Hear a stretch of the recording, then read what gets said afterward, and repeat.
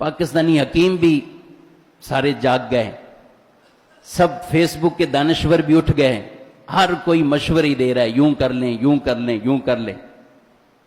اور بھائی کچھ نہ کریں، جو اللہ رسول نے فرمایا وہ کر لیں، انشاءاللہ کچھ نہیں ہوگا انشاءاللہ۔ ڈاکٹر کہہ رہے ہاتھ دھوئیں تو بڑے لوگ وہمی بنتے ہاتھ دھوتے، ہاں بھائی دو، بالکل دھوئیں، ہاتھ دھوئیں، منہ دھوئیں، گھر جاتے ہوئے آپ دھوئیں، اپنے ہاتھوں کو دھوئیں، منہ دھوئیں، لیکن 5 وقت کی نماز کی توفیق مل جائے تو آپ کا انشاءاللہ جسم ظاہری بیماریوں سے بھی محفوظ ہو جائے گا اور گناہوں سے بھی انشاءاللہ پاک ہو جائیں گے۔ حضور فرماتے ہیں صلی اللہ علیہ وسلم، تمہارے کسی کے گھر میں نہر ہو، 5 مرتبہ اس میں نہائے، کیا اس پہ کچھ میل رہتی ہے؟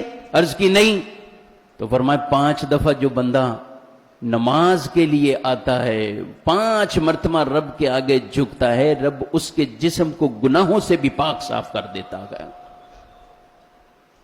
تو اس طرف بھی آگے آپ اپنے آپ کو بڑھائیں، اور یہ تو ہمارے دین کی خوبصورت تعلیم ہے۔ ایک مرتبہ نبی پاک علیہ السلام کی ذات پر درود پڑھیں، رب 10 رحمتیں نازل فرما دیتا ہے۔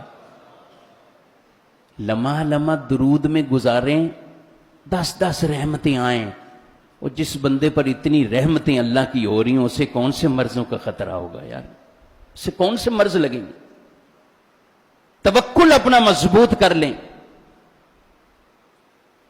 اور ان چیزوں سے اللہ کی عبادت کی طرف، رب کو راضی کرنے والے کاموں کی طرف بڑھے۔ جن سے ہمیں ڈرنا ہے اس سے اپنے آپ کو ڈرائیں۔ باقی یہ کل نفس ذائقۃ الموت، ہر آدمی کو، کتنے لوگ ایسے ہوں گے ہمارے ارد گرد، ہمارے رشتہ داروں میں، جن کو بظاہر کوئی مرض نہیں تھا، کوئی ایکسیڈنٹ، کوئی ہارٹ اٹیک، کوئی کسی اور معاملہ، اچانک موت کا سبب بنا، چلے گئے۔ تو ہمیں ہر وقت اللہ اور اس کے رسول صلی اللہ علیہ وسلم کی رضا والے کام کرنا۔